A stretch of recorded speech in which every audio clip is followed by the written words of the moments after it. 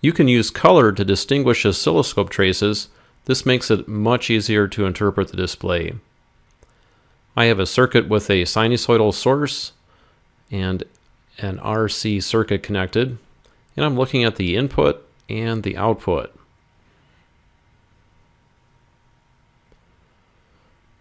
Now, if you don't do anything special, we see both traces are color-coded red, and trying to distinguish input and output might not be easy at first glance anyways.